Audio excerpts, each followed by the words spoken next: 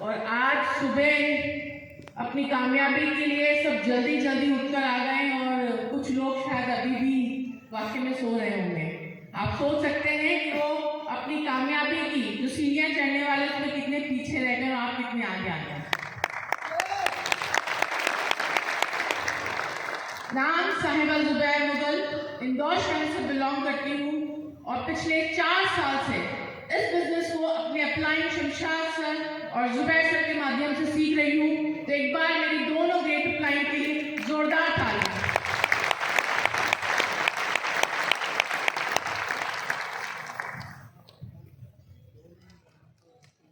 इस बिजनेस में जब मैं आई थी तो आप ही की तरह बहुत सारे लोग यहाँ पे भी नए आए ना, कुछ समझ नहीं आता है कि क्या है और क्या करना पड़ेगा। मुझे भी कुछ समझ नहीं थी, लेकिन जब ये कंसेप्ट मेरे पास में आया तो बहुत सारी चीजें मुझे इस कंसेप्ट के जरिए नजर आई कि बहुत कुछ बदल सकता है। अक्सर जब हम ये कंसेप्ट के बारे में सुनते हैं तो हमारे सपने जो होते हैं एकदम से जाग जाते हैं ना। यही चीज होती है कि नहीं अब तो मैं तोड़ू फोड़ू काम करके और बहुत बड़े अचीवमेंट पे आ जाऊंगा और आ जाऊंगी, बट लेकिन धीरे धीरे धीरे धीरे हमारी एनर्जी लो हो जाती है। ऐसा सभी के साथ होता है। देखिए, जब मैं इस कंसेप्ट में आई थोड़ा सा मैं अपने बारे में बताना चाहूंगी। बेसिकली मैं इंदौर के पास में महू से बिलोंग करती हूँ। मेरा जो मायका है और मेरे फादर बिजनेसमैन थे, अभी वो नहीं है और उनका काफी अच्छा बिजनेस है। तकरीबन 2-2.5 लाख रुपए की इनकम पर मंथ अभी उनका नेट प्रॉफिट होता है भाइयों का। और बिजनेस की समझ मुझे इसलिए थी शुरू से ही क्योंकि मेरे पापा बिजनेसमैन थे। जब मेरी शादी हुई और जिस घर में मैं शादी होके गई और जिस व्यक्ति से मेरी शादी हुई, उनका खुद का फैमिली बिजनेस था, बट लेकिन वो जॉब में ज्यादा इंटरेस्टेड थे और पढ़ाई लिखाई करने के बावजूद भी उन्हें ऐसा लगता था कि बहुत ज्यादा एजुकेटेड और आप काबिल भी हैं तो हिंदुस्तान में आप बहुत ज्यादा पैसा नहीं कमा सकते। आपको अगर मोटा पैसा कमाना है तो आपको बाहर ही जाना पड़ेगा। बहुत सारे लोग सोचते हैं ना ऐसा। जब हमारे पास अच्छी अच्छी डिग्रीज हो जाती, मोटी मोटी फाइल्स बन जाती, तो नहीं यार मैं हिंदुस्तान के लायक नहीं हूँ, मुझे बाहर ही जाना है। लेकिन जब मैं ये बातें सुनती थी ना तो मुझे ऐसा लगता था यार इन्हें पता नहीं है कि बिजनेस में क्या पावर होती है। एक व्यक्ति अगर कहीं नौकरी भी करेगा ना, वो हमेशा अपनी जरूरतों को ही पूरा करेगा, ख्वाबों को पूरा नहीं कर पाएगा। लेकिन शादी के 6 महीने बाद वो अब्रॉड चले गए। ऑलमोस्ट 2 से 3 साल का टाइम उन्होंने वहां पे स्पेंड किया और जब छुट्टियां मनाने वो यहाँ पर आए तो यही कंसेप्ट उनके पास आया, उनके ग्रेट अपलाइन शमशाद सर के माध्यम से। एक बार जोरदार तालियां हो जाए सबके लिए। और जब ये कंसेप्ट उनके पास में आया, उन्होंने इसके बाद उसमें काम करना शुरू किया। तब मैं इस कंसेप्ट में नहीं आई थी क्योंकि मुझे पता नहीं था क्या है ये। रोजाना मतलब जो डेली मीटिंग होती थी और सेमिनार जिसमें जाना शुरू किया, मुझे लगता था यार ये व्यक्ति को क्या हो गया है। पहले बाहर का भूत सवार था और यहाँ आने के बाद भी पता नहीं कौन सा भूत सवार हो। शादी क्यों की है मुझसे? क्या घर में खाना बनाने के लिए? क्योंकि वेल एजुकेटेड थी तो थोड़ा सा ये चीज आती थी दिमाग में, इतने पढ़े लिखे होने के बावजूद भी घर में चूल्हा ही तो फूक रही हूँ। और अक्सर मुझे कहा भी जाता है पढ़ लिख के करोगी क्या, चूल्हा ही तो फूकना है। तो मुझे अपनी बड़ी मम्मी की जो बातें ना याद आने लगी कि वाकई में यार सही कहा करते थे यार, चूल्हा ही फूक रहे हैं। मैंने बैचलर ऑफ कॉमर्स किया, मास्टर्स किया, उसके बाद मैं बैचलर ऑफ एजुकेशन किया और अभी रिसेंटली अच्छा आपको तो चैट में सुनेंगे उसका चैनल कौन कौन देखते हैं? कमलकांत बशीर जी का जो प्रोग्राम के एपिसोड आपने वो देखे हैं? yes. हम अक्सर अपने जब भी मीटिंग्स करते हैं अपनी टीम को मोटिवेट करने के लिए हम ये कहते हैं कि आप चैट में सुनेंगे उसका चैनल। हम देखते हैं कि सीखते क्या है। कमलकांत बशीर जी शून्य यूनिवर्सिटी के प्रोफेसर हैं वो और काफी अच्छा काम कर रहे हैं डायरेक्ट सेलिंग को लेकर। उन्होंने बीबीए और एमबीए के कोर्सेज स्टार्ट कर दिए। आप में से कितने लोग हैं जिन्होंने एमबीए के लिए डायरेक्ट सेलिंग में अप्लाई किया या अपनी टीम को करवाया? कोई है? मैं, बहुत सारे लोग। मैं भी हूँ। यस। देखिए आप क्या देख रहे हैं देख के आप उसे कितना इंप्लीमेंट कर रहे हैं, फर्क उससे पड़ेगा।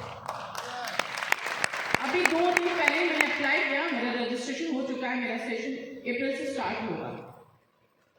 जब ये कंसेप्ट जुबैर सर के पास आया, उन्होंने काम करना शुरू किया, और मैं इस कंसेप्ट के बारे में इतना नहीं समझती थी, लेकिन जब शमशाद सर ने मुझे इस कंसेप्ट के बारे में बताया तो मुझे इस कंसेप्ट में वो सब कुछ नजर आया जो मुझे चाहिए था। सबसे पहली अपॉर्चुनिटी मुझे इसमें कि प्रॉपर बिजनेस है, प्रॉपर बिजनेस है, और ये क्या दे सकता है। सबसे पहली चीज मुझे जो बहुत ज्यादा सरप्राइजिंग लगी, वो पता है क्या लगी? क्योंकि मेरे पापा ने करोड़ों का इन्वेस्टमेंट किया था और लाखों कमा रहे थे, और यहाँ कुछ लगना ही नहीं था। मोस्ट सरप्राइजिंग है ना, हम इस बिजनेस को सीरियसली क्यों नहीं लेते हैं? क्योंकि यहाँ लगता कुछ नहीं है। जिस दिन लाखों लग गए ना, उस दिन रातों की नींदें हराम हो जाएंगी।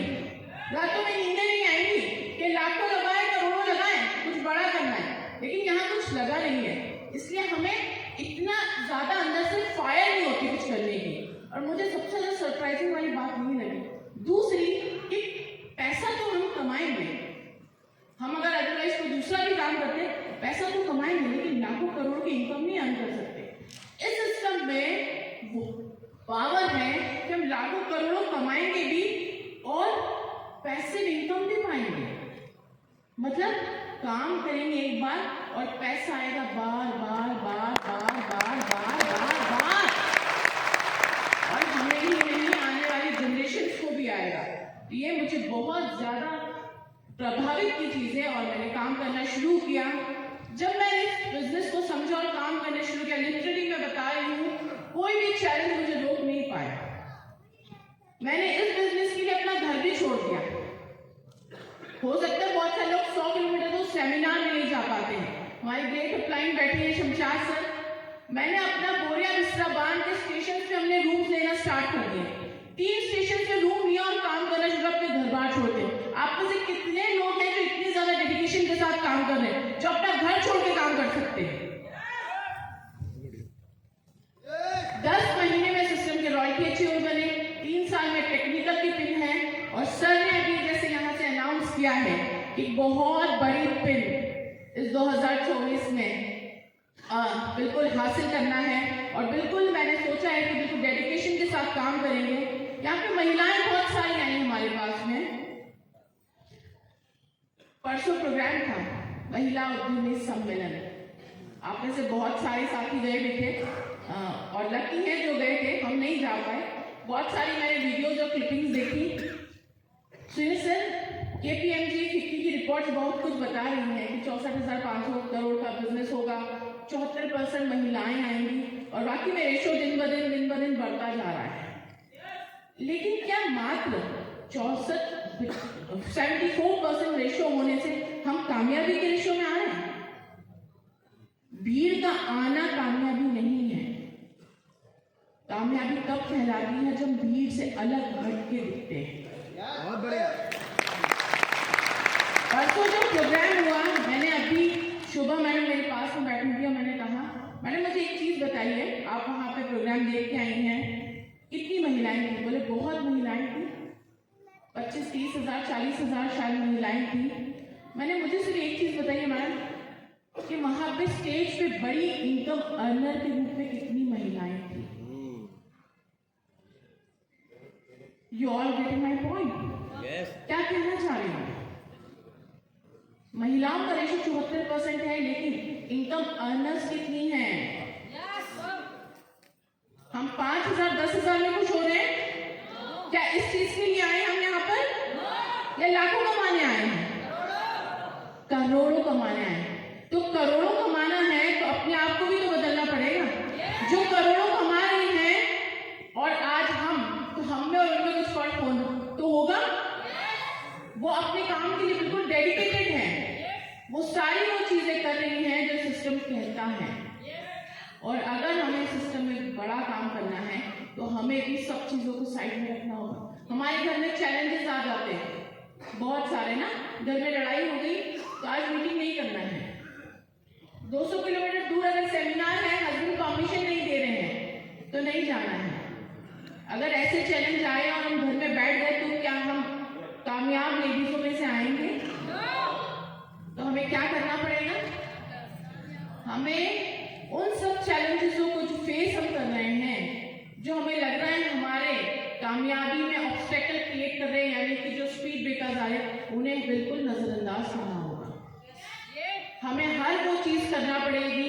देखिए, यहाँ पे एक चीज मैं क्लियर करना चाहती हूँ। अक्सर हम जब लाइन में लगे होते हैं ना, तो महिलाओं के लिए कहा जाता है, नहीं मैडम आप आ गई ना, वुमेन फर्स्ट ये हमेशा होता है, महिलाओं को बिल्कुल पहले प्रायोरिटी दी जाती है। लेकिन ये सिस्टम अगर आपको बराबर पुरुषों के बराबर खड़ा रखने की ताकत दे रहा है, उनके बराबर पैसे कमाने की ताकत दे रहा है, उनके बराबर मान सम्मान की ताकत दे रहा है, तो मेहनत भी हमें उनके बराबर करना पड़ेगी।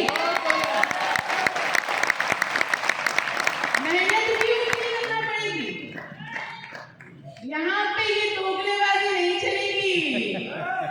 यहाँ पर नहीं है कि कमजोर है महिला को रॉयल्टी ऐसे मिल जाएगी। यहाँ पे वो सब कुछ करना पड़ेगा जो आज हमने कल और आज जो कामयाब लीडर्स को सुना है। तो हमें सारे चैलेंजेस को साइड में रखना है और अपने आप से वादा करना है। देखिए, यहाँ पे जो कल भी सर ने सेशंस दिए, सुनील शर्मा सर ने, रामकिशन जी ने, यहाँ पे बहुत ज्यादा मुश्किल काम कुछ भी नहीं करना होते। काम तो छोटे छोटे ही हैं, लेकिन लगातार प्रयासों से बूंद बूंद बूंद बूंद गिर के समुंदर बन गए। तो क्या हम लगातार प्रयास करके एक हाउसवाइफ से बिजनेस एंटरप्रेन्योर नहीं बन सकते? इसके लिए हमें बिल्कुल ईमानदारी से लगना होगा, डेडिकेशन के साथ लगना होगा और मेन एजुकेशन पे फोकस करना होगा।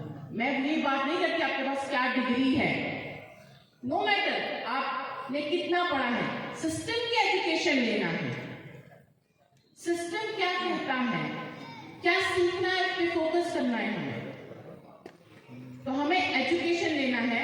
और सबसे अच्छी बात हमारे पास में जब ईसोल की ट्रेनिंग गई थी, ईसोल का डिपार्टमेंट हमारे पास ऐसा ब्रांड है ईसोल का कि हम बहुत बड़ा काम कर सकते हैं। कॉस्मेटिक्स का जो मार्केट में हम आरसीएम से अगर बाहर की बात करें तो बहुत बड़ा करोड़ों अरबों का कारोबार है।